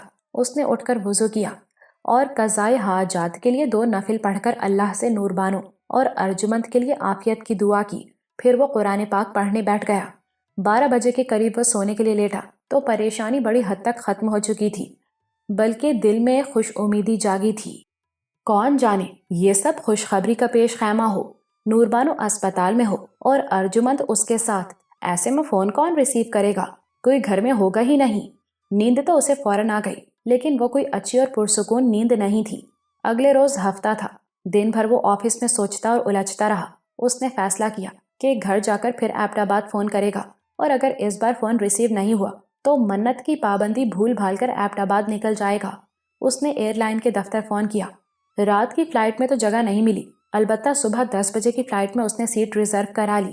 سوچا کہ ضرورت نہ ہوئی تو رات کو ہی سیٹ کینسل کرا دے گا۔ الجھن اور پریشانی کی وجہ سے وہ کام پوری طرح نہیں نمٹا سکا تھا اور کام ادھورا چھوڑ کر گھر جانے کا وہ قائل نہیں تھا، اس لیے دفتر میں زیادہ دیر تک رکنا پڑا۔ گھر پہنچ کر اس نے عشاء کی نماز پڑھی اور اللہ سے بہت دعا کی۔ کھانا اس سے ٹھیک طرح سے کھایا نہیں گیا، دل پریشان تھا۔ یہ خیال رہ رہ کر ستا رہا تھا کہ کچھ ہونے والا ہے۔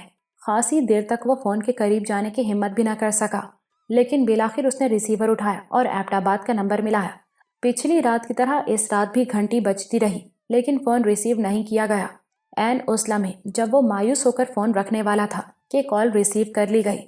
چند لمحوں کے لیے تو اس کا دل جیسے دھڑکنا بھول گیا۔ اس کی کچھ سمجھ میں نہیں آیا، اسے کچھ سنا ہی نہیں دیا۔ کچھ وہ آواز بھی بہت کمزور اور نکاہت زدہ سی تھی اور وہ ارجمند کی آواز تھی۔ شام کو ارجمند کو ہوش آ گیا۔ اس نے دیکھا سامنے رشیدہ بیٹھی تھی۔ یہ سب کیا ہے؟ اس نے بے حد کمزور آواز میں پوچھا۔ رشیدہ اس کے قریب چلی گئی۔ آپ ابھی بہت کمزور ہیں بی بی صاحبہ، بولے نہیں۔ میں کہاں ہوں؟ اسپتال میں۔ مگر میں تو گھر میں۔ آپ ہی کی چیخ۔ ارجمند سے بولا نہیں جا رہا تھا، اس کی سانس بے ترتیب ہو گئی۔ میں سب بتا دوں گی آپ کو، آپ بولے نہیں، رشیدہ نے کہا۔ ارجمند نے آہستہ سے سر کو تفہیمی جنبش دی۔ بیگم صاحبہ کی طبیعت بہت خراب ہو گئی تھی۔ آپ نے ان کی چیخ سن کر ان کے کمرے میں آنے کی کوشش کی لیکن راستے میں ہی گر گئیں، خون جاری ہو گیا۔ آپ کی حالت بہت خراب تھی، ہم آپ کو اسپتال لے آئے۔ اور آپ ہی؟ رشیدہ نے فیصلہ کیا کہ ابھی اسے سب کچھ بتانا مناسب نہیں۔ اس نے کہا وہ بھی اسی اسپتال میں ہے، ان کا آپریشن ہوا ہے۔ خیریت؟ جی بی بی صاحبہ، سب ٹھیک ہے۔ اور بچہ؟ آپ کو مبارک ہو، بیٹا ہوا ہے، رشیدہ نے کہا، لیکن یہ کہتے ہوئے اسے احساس ہوا کہ بی بی صاحبہ کی تو سوال کرتے کرتے ہی آنکھیں بند ہو گئی تھیں، وہ اس کا جواب نہیں سن سکی تھی۔ اس نے اطمینان کی سانس لی۔ یہ ہوش میں آنا اچھی علامت تھی، اب وہ خطرے سے باہر تھیں۔ رات کو آپریشن کرنے والی ڈاکٹر آئی تو اس نے اس بات کی تصدیق کر دی۔ مبارک ہو، اس نے رشیدہ سے کہا، اب یہ خطرے سے نکل آئی ہیں، کمزوری بہت ہے، وہ کھانے پینے سے دور ہو جائے گی۔ اتنی دیر میں ارجمند نے آنکھیں کھول دیں۔ بیٹا مبارک ہو مسز عبدالحق، اس نے مسکراتے ہوئے کہا۔ ارجمند کی آنکھوں میں چمک سی ابھری لیکن وہ کچھ بولی نہیں۔ ڈاکٹر نے نرس سے کہا کہ وہ ارجمند کے لیے کچھ لائے۔ نرس کو معلوم تھا کہ کیا لانا ہے۔ وہ ایک بڑے اور گہرے پیالے میں یخنی لے کر آئی، پھر اس نے ارجمند کے بیڈ کا سرہانہ اونچا کیا۔ میں اٹھ کر بیٹھ، ارجمند نے کسمساتے ہوئے کہا۔ ہرگز نہیں، آپ کا بہت بڑا آپریشن ہوا ہے، اللہ نے آپ کو دوسری زندگی دی ہے۔ 3 دن تک تو آپ خود سے بیٹھنے کی کوشش بھی نہ کیجیے گا، سن ہونے کی وجہ سے آپ کو احساس نہیں ہے۔ ارجمند نے رشیدہ کی آنکھوں میں دیکھا، وہ کچھ کہنا چاہتی تھی۔ رشیدہ نے اس کی بات سمجھ لی۔ ڈاکٹر صاحبہ، انہیں چھٹی کب ملے گی؟ اس نے ڈاکٹر سے پوچھا۔ کم از کم 3 دن انہیں یہاں اور رہنا چاہیے، لیکن ان کا گھر جانا ضروری ہے۔ ڈاکٹر کے چہرے پر ایک لمحے کو تقدر سا جھلکا لیکن پھر وہ مسکرا دی۔ اگر گھر پر ان کا خیال رکھا جا سکے تو کل میں انہیں ڈسچارج کر دوں گی، ہم آپ کی ہدایات پر پوری طرح عمل کریں گے، رشیدہ نے کہا۔ ڈاکٹر نے اسے تفصیلی ہدایات دیں، پھر وہ ارجمند کی طرف مڑی۔ آپ بھی ان سب باتوں کا خیال رکھیے گا، یہ کہہ کر وہ چلی گئی۔ یخنی پی کر ارجمند میں کچھ جان آئی۔ نرس کے جانے کے بعد اس نے رشیدہ سے کہا، بچہ آپ ہی کے پاس ہے نا؟ جی نہیں، یہی ہے، رشیدہ نے پنگھوڑے کی طرف اشارہ کیا۔ ارجمند نے پنگھوڑے کی طرف دیکھا، پھر بولی، اسے تو آپ ہی کے پاس ہونا چاہیے تھا۔ اسپتال میں یہ کیسے ہو سکتا ہے بی بی صاحبہ؟ اچھا مجھے دکھاؤ تو ذرا۔ بچہ جاگ رہا تھا۔ رشیدہ نے پنگھوڑے سے نکال کر اسے ارجمند کے پہلو میں لٹا دیا۔ ارجمند نے بڑی محبت سے بچے کو دیکھا اور لرزتے ہاتھ سے اسے چھوا۔ دنیا میں آمد مبارک بیٹے نور الحق، اس نے سرگوشی میں کہا۔ اللہ کا شکر کہ اس نے تمہیں زندگی دی۔ بچہ ٹھہری ہوئی آنکھوں سے ماں کو دیکھ رہا تھا، جیسے غور سے اس کی بات سن رہا ہو۔ تمہیں میری باتیں یاد ہے نا بیٹے؟ کبھی بھولنا نہیں انہیں۔ اللہ سے اور اس کے رسول صلی اللہ علیہ وآلہ وسلم سے اور پھر اپنے بابا سے سب سے بڑھ کر محبت کرنا۔ میری کہی ہوئی ہر بات یاد رکھنا۔ ویسے میں تمہیں یاد بھی دلاتی رہوں گی۔ قریب ہونے کی وجہ سے رشیدہ نے بھی وہ سرگوشی سن لی۔ اسے لگا کہ بی بی صاحبہ کو کچھ ہو گیا ہے۔ اس بچے سے پہلے کب باتیں کی ہوں گی انہوں نے، اور وہ ننھا بچہ کیا سمجھے گا ان کی باتیں؟ ارجمند کچھ دیر تک بچے سے یوں ہی باتیں کرتی رہی۔ رشیدہ کچھ دور ہٹ گئی تھی، پھر ارجمند جیسے تھک کر سو گئی۔ رشیدہ کی اپنی آنکھیں بھی جل رہی تھیں۔ اچانک اسے خیال آیا کہ وہ کب سے نہیں سوئی ہے۔ کمرے میں ایک اور بیڈ بھی تھا، وہ اسی پر لیٹ گئی۔ بی بی صاحبہ کا خیال رکھنا، جاگتی رہنا، اس نے عابیہ سے کہا، اور نیند آنے لگے تو مجھے جگا دینا۔ پھر وہ بھی بے سدھ ہو کر سو گئی۔ صبح اٹھتے ہی رشیدہ نے عابیہ کو گھر بھیج دیا تاکہ وہ گھر کی صفائی کر لے۔ کب سے گھر بند پڑا ہے، اب پہلی بار اسے یاد آیا کہ گھر تو کھلا پڑا ہوگا۔ عابیہ نے بتایا تھا کہ انہیں تالا ہی نہیں ملا تھا۔ اسے نوریز کا خیال آیا، پتہ نہیں وہ بھی سویا ہوگا یا نہیں۔ اس نے نوریز سے پوچھا تو اس نے بتایا کہ رات وہ بھی ایک بینچ پر لیٹ کر سو گیا تھا۔ تم عابیہ کو گھر لے جاؤ، کچھ دیر بعد ہم بھی پہنچ جائیں گے۔ میں چاہتی ہوں کہ بی بی صاحبہ پہنچے تو گھر صاف ستھرا ہو۔ مگر بی بی صاحبہ کو گھر لے جانا، اس وقت وہ تمہاری گاڑی میں نہیں جا سکتی، اسپتال کی گاڑی میں آئیں گی۔ اچھا، بات نوریز کی سمجھ میں آ گئی۔ پہلی بار یہ عورت اسے اچھی لگ رہی تھی۔ ہر طرح سے اس نے بی بی صاحبہ کا خیال رکھا تھا، دل سے، اور اس کا حوصلہ بھی بڑھاتی رہی تھی۔ اس نے سوچا، یہ اتنی بری بھی نہیں ہے جتنا میں سمجھ رہا تھا۔ نوریز عابیہ کو لے کر گھر چلا گیا۔ ارجمند سو کر اٹھی تو اسے ناشتہ کرایا گیا۔ پھر ڈاکٹر آئی، اس نے اس کا تفصیلی معائنہ کیا، بچے کو دیکھا۔ اس کی طرف سے وہ مطمئن تھی۔ میں یہی کہوں گی کہ یہ 3 دن اور یہاں رہتی تو بہتر ہوتا، اس نے کہا۔ بہرحال میری باتوں پر عمل کرنا۔ ڈسچارج کرنے کی تحریری اجازت کے بعد ڈاکٹر رخصت ہو گئی۔ ارجمند کے لیے اسٹریچر لایا گیا۔ رشیدہ کاؤنٹر پر گئی۔ وہاں بل کی رقم ادا کرنے کے بعد اسے 560 روپے واپس کر دیے گئے۔ ایمبولینس میں رشیدہ بچے کو گود میں لیے ارجمند کے ساتھ ہی بیٹھی۔ اسٹریچر کے ذریعے ہی اسے گھر میں لے جایا گیا اور بیڈ پر منتقل کر دیا گیا۔ ارجمند نے سکون کی سانس لی۔ اسپتال والی بے سکونی دور ہو گئی تھی۔ رشیدہ نے نوریز کو ارجمند کے لیے اور بچے کے لیے ضروری چیزیں لانے بھیج دیا۔ پیسے اس کے پاس کافی تھے، اب اس طرف سے وہ بالکل فکر مند نہیں تھی۔ پھر وہ ارجمند کے پاس آئی۔ اب کیسی ہیں آپ بی بی صاحبہ؟ بہتر ہوں، بس کمزوری بہت ہے، ارجمند نے کہا۔ ڈاکٹر کہہ رہی تھی کہ 15 دن میں بہتر ہو جاؤں گی میں۔ اتنے سارے دن؟ مجھے تو سوچ کر گھبراہٹ ہو رہی ہے۔ رشیدہ مسکرائی۔ اس کی فکر نہ کریں، کمزوری تو آپ کی اللہ نے چاہا 3 دن میں دور ہو جائے گی۔ کیسے؟ وہ ڈاکٹر کیا جانے کہ کیا کھلانا پلانا ہے، میں جانتی ہوں۔ اس کے لہجے میں فخر تھا۔ سب ضروری چیزیں منگوا لی ہیں میں نے، ایسی ایسی چیزیں بناؤں گی آپ کے لیے کہ کمزوری ڈر کر بھاگ جائے گی۔ ارجمند نے تشکر بھری نظروں سے اسے دیکھا۔ بہت شکریہ، تم نے بہت خیال رکھا ہے میرا۔ پھر اسے کچھ خیال آیا۔ سودا کیسے منگوایا تم نے؟ پیسے ہیں تمہارے پاس؟ جی، بیگم صاحبہ نے دیے تھے۔ ارجمند نے سوچا، اس کے باوجود رقم تو ہونی چاہیے۔ اس نے رشیدہ سے چیک بک نکلوائی اور 1000 روپے کا چیک لکھ کر رشیدہ کو دیا۔ نوریز آئے تو اسے بینک بھیج دینا پیسے نکلوانے کے لیے۔ رشیدہ چلی گئی۔ ارجمند کی آنکھیں پھر بند ہونے لگیں۔ پھر رشیدہ کی آمد نے ہی اسے چونکایا۔ اس نے آنکھیں کھولی۔ یہ کھانا ہے آپ کو۔ رشیدہ کے ہاتھ میں ایک کاب تھی جس میں چمچہ بھی تھا، وہ اس نے میز پر رکھی۔ پھر ارجمند کے گرد تکیے لگائے اور سہارا دے کر اسے بٹھایا۔ دل نہیں چاہ رہا ہے کچھ کھانے کو، ارجمند نے کہا۔ یہ ضروری ہے آپ کے لیے، رشیدہ نے کہا اور چمچے سے اسے کھلانے لگی۔ وہ جو کچھ بھی تھا بہت لذیذ تھا۔ ارجمند نے رغبت سے کھایا اور اچھی طرح کھایا، اور اسے اپنے اندر طاقت کا احساس ہونے لگا۔ یہ ہے کیا؟ اس نے پوچھا۔ بہت خاص چیز ہے، رشیدہ نے جاتے ہوئے کہا۔ 1 घंटे बाद रशीदा ने उसे शरबत का एक गिलास दिया। ये अंदर से सारा दर्द खींच लेगा। शरबत खासा बदमजा था, लेकिन अब अर्जुमंद रशीदा के तजुर्बे और समझ बूझ की कायल हो गई थी। उसने शरबत पी लिया। नोरेज बैंक से पैसे ले आया था, वो रशीदा ने अर्जुमंद के तकिए के नीचे रख दिए। और वाकई दोपहर तक रशीदा की तवाज़ुन ने अर्जुमंद को ऐसी तवानाई दी कि उसे हैरत होने लगी। इससे पहले उसे अपना दिमाग सुन्न महसूस हो रहा था, मगर अब जैसे वो रोशन हो गया, उसे एहसास हुआ कि उसे रशीदा से बहुत कुछ पूछना है। यहाँ मेरे पास बैठो, उसने रशीदा से कहा। रशीदा बेड के पास नीचे ही बैठ गई। कुर्सी लेकर मेरे सामने बैठो, रशीदा ने तामील की। आप ही को अब तक मैंने नहीं देखा, वो कहाँ है? अर्जुमंद ने उससे पूछा। अस्पताल में हैं जी।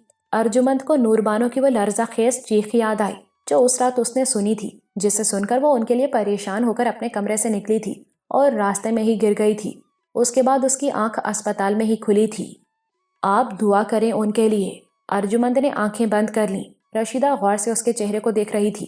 फिर बंद आंखों के पीछे से आंसू निकलते चले आए। रशीदा को हैरानी हुई। चंद लम्हे बाद अर्जुमंद ने आंखें खोली। आप ही ने तुमसे कितने इनाम का वादा किया था? उसने पूछा। उसकी आवाज़ लरस रही थी। रशीदा को खौफ आने लगा। उसे ऐसा लगा कि अर्जुमंद ने सब कुछ जान लिया है। खुदा के लिए बीबी साहिबा, उसने गिड़गिड़ाते हुए कहा, आप अपनी तबीयत और ख़राब ना करें। मुझे कुछ नहीं होगा इंशाअल्लाह। इस बार अर्जुमंद के लहजे में ठहराव था। मैंने तुमसे जो पूछा है वो बताओ। इसका आपसे क्या ताल्लुक? आप क्यों पूछ रही हैं? मैं कह रही हूँ मुझे बताओ, अर्जुमंद ने सख्त लहजे में कहा। क्यों बीबी साहिबा, इनाम तो मैं बेगम साहिबा से ही लूंगी। आपने एक बार मुझे डांटा था ना कि मेरे और बेगम साहिबा के मामले से आपका कोई ताल्लुक नहीं। आपके लिए मैं बस नौकरानी हूँ, तो बस आप मुझे अपनी खिदमत करने दें। उस वक्त की बात और थी। मैंने ज़रूरत के तहत तुमसे सख्ती से बात की थी। तुम मुझे बताओ, आप ही ने तुमसे क्या वादा किया था? खुदा के लिए आप ना पूछें बीबी साहिबा, वो तो मेरी और बेगम साहिबा की बात थी। तो क्या मैं उन पर बोझ रहने दूं? अर्जुमंद का लहजा कुछ अजीब सा था। मैं बहन हूं उनकी, बहनों से बढ़कर मुझे चाहा है उन्होंने। रशीदा ने गौर से उसे देखा।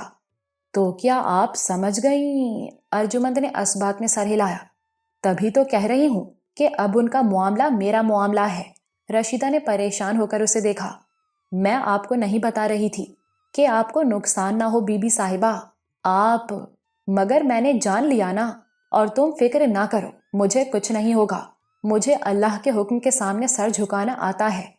अब तुम बताओ मुझे। रशीदा ने एक गहरी सांस ली। वो बात तो अब खत्म हो गई बीबी साहिबा। कैसे खत्म हो गई? इनाम क्या जी, वो तो राज छुपाने की कीमत थी बीबी साहिबा। तो अब क्या हो गया? अर्जुमंद ने सख्त लहजे में कहा। अब राज ही नहीं तो कीमत कैसी? आपका बच्चा अब आपका बच्चा है। बेगम साहिबा रही नहीं और सबको मालूम है कि ये आपका बच्चा है। कौन सब? पूरा अस्पताल और नोरेज भी। अर्जुमंद किसी गहरी सोच में डूब गई। उसकी आंखें डबडबा रही थीं। फिर उसने भराई हुई आवाज में कहा, ये बच्चा तो मेरी आप ही का है। अल्लाह ने इसे मेरी कोख में डाल दिया। उसका करम। राज तो अब भी रखना है। कीमत तुम्हें पहले से ज्यादा ही मिलेगी। रशीदा ने हैरत से उसे देखा। ये क्या कह रही हैं बीबी साहिबा? क्या तुम समझती हो कि मैं अपनी आपी को उनकी मौत के बाद रुस्वा करूंगी, उन्हें सबकी नजरों में गिराऊंगी? नहीं रशीदा, तुम अब भी आपी की पाबंद हो और तुम्हें इनाम भी मिलेगा। रशीदा तड़प गई। नहीं बीबी साहिबा, आपको अल्लाह ने आजाद कर दिया। अब आप अपने साथ जुल्म ना करें, और ये तो बच्चे के साथ भी जुल्म होगा। माँ के होते हुए बच्चा बिन माँ का कहलाए, ये तो बहुत बुरी बात है। मगर जो आपी के साथ होगा वो उससे भी बड़ा जुल्म होगा। नहीं, ये मैं होने नहीं दूंगी। मैं आपका साथ नहीं दे सकती। रशीदा ने बड़ी मजबूती से कहा। अभी आपको मेरी जरूरत है, वरना मैं इसी वक्त यहाँ से चली जाती। आप में ताकत आ जाए और आपके घर वाले आ जाएं तो मैं फौरन ही चली जाऊंगी। अर्जुमंद ने उसे कड़ी नजरों से देखा। मैं तुम्हें मुंह मांगी कीमत दूंगी और तुम तो इसके लिए तैयार थी। अब मुझे खुद पर शर्म आती है। मुझे आपसे कुछ भी नहीं लेना। अर्जुमंद तो उसे लालची औरत की हैसियत से ही जानती थी। उसने समझा वो अपनी कीमत बढ़वा रही है, मगर इस वक्त वो ब्लैकमेल होने के लिए भी तैयार थी। मुंह मांगी कीमत कुछ भी हो सकती है। 5,000, 10,000, तुम मांग कर तो देखो। रशीदा ने हैरत से उसे देखा। وہ دیکھ چکی تھی کہ اس کم عمر لڑکی کو اللہ نے بڑائی دی ہے، لیکن وہ اتنی بڑی ہے یہ وہ سوچ بھی نہیں سکتی تھی۔ اتنی بڑی قربانی، عمر بھر کے لیے اتنا بڑا روگ، اور پھر الٹا اس کی منہ مانگی قیمت ادا کرنی، یہ سب کیا ہے؟ وہ مسکرائی۔ مجھے پیسے کی ضرورت تھی، میں لالچی بھی تھی، پیسے کے لیے کچھ بھی کر سکتی تھی، لیکن آپ لوگوں کے ساتھ رہ کر میں بدل گئی۔ آپ کیا سمجھتی ہیں میں یہاں سے خالی ہاتھ جاؤں گی؟ تنخواہ میں سے جو کچھ میں نے بچایا تھا وہ بھی اسپتال میں خرچ کر دیا، اور آپ سے کچھ لوں گی بھی نہیں، بس یہاں سے اللہ کا بھروسہ ساتھ لے کر جاؤں گی، وہ چاہے گا تو کہیں سے بھی میری ضرورت پوری کر دے گا۔ ارجمند کی آنکھیں حیرت سے پھیل گئیں۔ اتنا بڑا انقلاب، اس نے کہا۔ تو پھر میری حالت کی تم فکر نہ کرو، ابھی یہاں سے چلی جاؤ، آپ کو اس حال میں چھوڑ کر نہیں جا سکتی، سب لوگ آ جائیں، صاحب آ جائیں تو چلی جاؤں گی۔ وہی بلیک میلنگ، ارجمند نے سوچا، اب یہ راز فاش کرنے کی دھمکی دے رہی ہے۔ وہ خوشامد پر اتر آئی۔ مجھے اس راز کو راز رکھنا ہے، دیکھو میں تمہارے سامنے ہاتھ جوڑ رہی ہوں۔ رشیدہ نے جلدی سے اس کے جڑے ہوئے ہاتھ الگ کیے اور انہیں چوم لیا۔ آپ سمجھ رہی ہیں کہ میں راز کھول دوں گی؟ اس نے شرمندگی سے کہا۔ میں یہی چاہتی ہوں، لیکن آپ کا حکم نہیں ٹالوں گی، میں کسی کو کچھ نہیں بتاؤں گی۔ تو میں تمہیں، رشیدہ نے اس کی بات کاٹ دی، میں آپ سے کچھ لوں گی نہیں، کچھ بھی نہیں، یہی میری شرط ہے، یہی میرا انعام، مجھے بس دعا چاہیے آپ کی۔ ارجمند سوچ میں پڑ گئی۔ اب اس کے خلوص میں کوئی شک نہیں رہا تھا، اس نے تو الٹا اپنے پیسے بھی اس پر خرچ کر دیے تھے، یہ وہ کیسے گوارا کرے، اسے کیسے کچھ دے؟ بالآخر کچھ سوچ کر اس نے کہا، تو پھر تم اس وقت یہاں سے چلی جاؤ، تم غریب بھی ہو اور ضرورت مند بھی، اور ہمارے پاس اللہ کا دیا سب کچھ ہے، میں تمہارا احسان قبول نہیں کر سکتی، یا تو تم وعدہ کرو کہ جو کچھ میں دوں گی خوشی سے لے لو گی، یا پھر اسی وقت چلی جاؤ، مجھے میرے حال پر چھوڑ دو۔ رشیدہ رونے لگی۔ آپ سمجھتی نہیں بی بی صاحبہ، اس کام کا پیسہ تو حرام ہے مجھ پر، اور آپ دھکے دے کر نکالیں گی تب بھی نہیں جاؤں گی میں، تو میں تمہارے ہاتھ کا کچھ کھاؤں گی بھی نہیں۔ رشیدہ کچھ سوچنے لگی، پھر اس نے سر اٹھایا۔ تو پھر مجھے اپنے ساتھ رکھ لیں، میں آپ کے اور اس بچے کے ساتھ رہنا چاہتی ہوں۔ ارجمند حیران رہ گئی، یہ کیسے ممکن ہے؟ تمہارا گھر، تمہارے بچے، بڑی بیٹی کی منگنی ہو چکی ہے، بیٹے بھی بڑے ہیں، بس آبیہ رہ گئی ہے، اسے میں ساتھ لے چلوں گی۔ ارجمند سوچ میں پڑ گئی۔ آپ کے بچے کو میں نے پہلا شہد چٹایا ہے، گھٹی دی ہے اسے، اور میں آپ کے قدموں میں رہنا چاہتی ہوں۔ رشیدہ گڑ گڑائی۔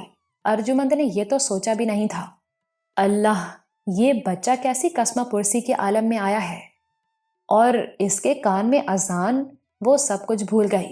نوریز نے دی ہے، اس نے بھائی بن کر آپ کے آپریشن کے اجازت نامے پر دستخط کیے تھے۔ ارجمند شرمندہ ہو گئی، وہ رشیدہ کے احسان سے بچنے کی بات کر رہی تھی اور بے خبر تھی کہ اس پر اور اس کے بچے پر نوکروں کے کتنے احسان ہیں۔ اس نے دل میں اللہ سے توبہ کی، اس اجازت نامے کے بغیر تو آپ کا آپریشن ہی نہ کرتے۔ ارجمند پہلے ہی اس بات کی اہمیت سمجھ چکی تھی۔ چلو ٹھیک ہے، مجھ پر احسان ہے تمہارا بھی اور نوریز کا بھی، میں تمہیں ساتھ لے چلوں گی، مگر میری ایک شرط ہے، میرے شوہر تمہیں یقیناً انعام دیں گے، اس سے انکار نہ کرنا، اپنی زمینیں چھڑانا، گھر میں کچھ پیسے چھوڑنا، تاکہ تمہارے بیٹے کھیتی باڑی بھی کر سکیں، میں تو تمہارے احسان کا صلہ دے ہی نہیں سکتی۔ رشیدہ خوش ہو گئی۔ شکریہ بی بی صاحبہ، اب تم جاؤ اور نوریز کو بھیج دو۔ ذرا دیر بعد نوریز جھجکتا ہوا کمرے میں آیا۔ آپ اب کیسی ہیں چھوٹی بی بی، اور کیا حکم ہے میرے لیے؟ اللہ کا شکر ہے میں اب بہت بہتر ہوں، تم نے مجھ پر اور بچے پر بڑا احسان کیا۔ کیسی بات کرتی ہیں چھوٹی بی بی، میں نوکر ہوں آپ کا، خادم ہوں، نہیں، تم اب میرے بھائی ہو اور بچے کے ماموں۔ نوریز نے احتجاج کرنا چاہا، وہ شرمندہ نظر آ رہا تھا۔ ارجمند نے اسے روک دیا۔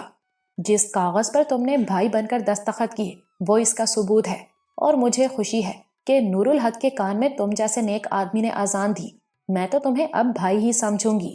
میرے لیے تو آپ چھوٹی بی بی ہی ہیں جی، نوریز نے بڑی عاجزی سے کہا۔ اگر تم بھائی نہیں ہو تو پھر تم نے ہم پر احسان کیا ہے جس کا بدلہ ہم ساری زندگی نہیں چکا سکتے، ایسے نہ کہیں چھوٹی بی بی، تو پھر بھائی ہی بن جاؤ۔ نوریز نے بے بسی سے آہستگی سے اسبات میں سر ہلا دیا۔ ایک اور احسان کر دو، جب بہن مان لیا تو آپ کا کہنا ہی کافی ہے چھوٹی بی بی، بھائی تو چھوٹی بہن کے لیے کچھ بھی کر سکتے ہیں۔ کسی کو بھی یہ معلوم نہ ہو کہ یہ بچہ میرا ہے، یہ آپ ہی کا ہے۔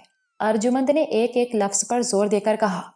یہ کیسے ہو سکتا ہے چھوٹی بی بی، سب کو پتا ہے۔ رشیدہ کو میں نے سمجھا دیا ہے، عابیہ کچھ بولے گی نہیں۔ اب بس تم ہی تو ہو، اسپتال میں سب جانتے ہیں، وہاں کوئی پوچھنے تو نہیں جائے گا۔ آپ کی بات کو میں منع نہیں کر سکتا، پر آپ ایسا کیوں کرتی ہیں؟ دیکھو نا، سب کو یہی معلوم تھا، میں بھی یہی سمجھتا تھا۔ جب ڈاکٹر نے مجھے بیگم صاحبہ کا بتایا تو میں نے اس سے بچے کا پوچھا، اس نے تو مجھے یوں دیکھا جیسے میں پاگل ہوں۔ بعد میں مجھے رشیدہ نے بتایا تو سمجھ میں آئی۔ اب سوچو، کیا تم چاہو گے کہ یہ راز کھلے اور تمہارے صاحب اور سب لوگ تمہاری بیگم صاحبہ کو برا سمجھیں؟ اور میری تو وہ بہن تھی۔ نوریز نے اسے بے حد احترام اور عقیدت سے دیکھا۔ بات تو ٹھیک ہے چھوٹی بی بی، پر اتنا بڑا جھوٹ۔ بس تم میری بات مان لو۔ جی ٹھیک ہے۔ ارجمند اب اسپتال کے بارے میں سوچنے لگی کہ کیا کیا جائے۔ میں جاؤں چھوٹی بی بی؟ نوریز نے اسے چونکا دیا۔ نہیں، تمہیں ایک کام کرنا ہے، اسپتال جاؤ اور نور الحق کا برتھ سرٹیفکیٹ اور بیگم صاحبہ کا ڈیتھ سرٹیفکیٹ لے آؤ۔ یہ تو مجھے بولنا بھی نہیں آئے گا جی۔ کاغذ قلم لا کر دو، میں لکھ دوں گی۔ اس نے ایک کاغذ پر لکھ کر نوریز کی طرف بڑھا دیا۔ نوریز کمرے سے نکل آیا۔ اس کی سمجھ میں نہیں آ رہا تھا کہ اسے کس کے پاس جانا ہے، مگر پھر اسے ثقلین کا خیال آ گیا۔ اس نے سوچا وہ یہ کام بھی کروا دے گا۔